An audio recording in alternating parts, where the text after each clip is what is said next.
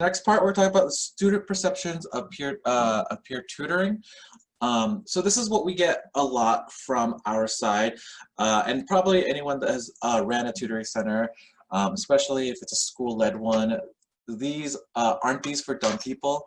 We get that one a lot. We come from a school of, again, profoundly gifted students, and the perception of tutoring centers are really negative a lot of times. So that's something that we really want to try to break apart, because usually tutoring is associated with failure, and failure is associated with either being dumb or being unsuccessful, and that's not the point of what the tutoring center is. So that's one thing that we're going to definitely want to try to break, as the tutors, as the leaders, as the center itself. I don't need help. Another one, again, a lot of our students are very independent. Again, coming from a profoundly gifted standpoint, they really don't want that help. They come individual, very independent from the work that they normally do because they're so ahead. And I see this a lot. A lot of smart students don't think they need the help, but it really will benefit them if we can really address that issue. I could do it by myself, same thing, but they are my age. Another great quote that I get pushback from, because again, we're using peer tutoring centers, and a lot of people, when they ask for help, they're very embarrassed about getting help from students around their age. So another way we're going to try to break that, and I don't have time for it. That one's a typical one. Even I say that about tutoring, but we're going to address that on how we schedule students for this tutoring part. So who and why, again, this will try to, these are the type of students that we get and that use this tutoring center. So we get, first off, the teacher and counselor recommendation. These are the students that usually are struggling in the class, and this is where kind of the stereotypes come from, but we're trying to, again, break that. But it is kind of needed for those students that are either failing that course or just kind of need help in those courses. We either have a program that helps the counselors kind of just push them towards them. It's like, hey, we've tried this, this, and this. Can you try doing this? Try doing the math center or the writing center. We definitely get that. I know I personally, as a teacher, when a student doesn't do so hot on an exam, I really do recommend, hey, if we want to do a retake of the exam, I do want you to go to this, to the math mentors, and really just talk over why you didn't do so hot on this exam, and try to get that second perspective. Students that need help with the homework. This is something that an obvious thing. However, we do try to encourage it all the time. Everyone always needs help, even if they feel like they are 100% successful. Getting help isn't a sign for weakness, so we try to really encourage that with all our students. It's something that you should try to encourage when you create an online center for that. Before tests and exams, assessments, very stressful time for everybody, especially during finals period.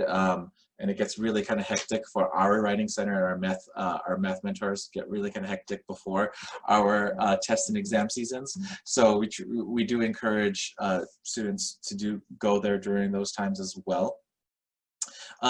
Again, struggling with concepts during class, a teacher really does see this in their class, so they have the ability to push towards really encouraging that.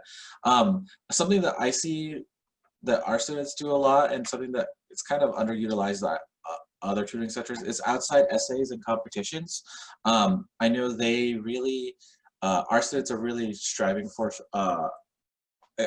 excellence outside our schools. So sometimes they do, like middle school students do AMC, which is a math competition, and some of our students are very experienced in that. So we do ask them if they wanted to be tutored in that, just to have that playful tutoring on that part. It's less pressure, but at the same time, it's something that they can offer. And I know there's essays outside, maybe college essays they can get sampled for those writings.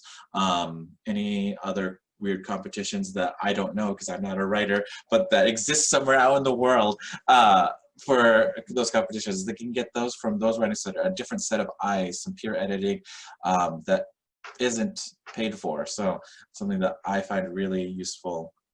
And then reinforcing difficult concepts. I know a great example is we taught a really hard example of hyperbolas, and I know 3 of the students didn't really get it and just didn't click, and I really encourage those students to just go there and say, hey, it's not like you're doing bad, but I really want to catch it before you start feeling you're struggling. So I recommend doing a tutoring center just to really reinforce it. So I really kind of gave them that communication to make sure that they felt comfortable being in that environment when they do to discuss in those classes. So, and overall, with these things, how we encourage, we really do want to break the stereotypes of tutoring centers like ours, like yours, if you do create a tutoring center, because in order to get students to actually go, you need to really show that these are useful resources, not just the punishments that you see right here, where are these for dumb people, I don't need help. It feels like a punishment if you go to there. You need to break that stereotype. And there are several ways that we do it as a school. Is first off, we offer, we want to make sure we communicate. We communicate that this is something there for you to benefit, not for you to be punished in.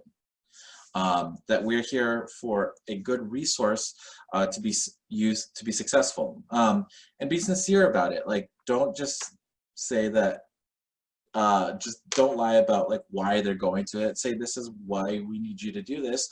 But again, be supportive and kind, even with the criticism about that. Make the process very transparent. Don't make it seem like shady where, hey, you have to go to this now and it's going to be part of your grade and you're being punished because of it. Make it actually very transparent on why they're going and how they're going and when they are going. That really would give them a clear idea and give the idea more of respect on that side. That's something that really helps our students on our side to actually do these centers more positively. Sharing students, share student or self-experiences is really important because they can relate to each other. I can relate to that. And if they're trying to struggle to come to the centers, maybe they could really see, hey, I struggled, I can relate. Maybe they can make that connection and try to get over that barrier of coming. And the last thing is really just to be discreet about it, because again, some of them do have pride. Actually, a lot of them do have pride about going to these centers. Our students really, really, really much so. So if do emphasize that it is discreet, that we try not to blast out who's going to these centers. If they want to, that's their prerogative. But we as teachers, we as mentors, we as peer tutors will try not to discuss who are we talking to and about from that. So just like the HIPAA and FERPA laws, very similar. We do try to communicate that should be part of being a peer tutor.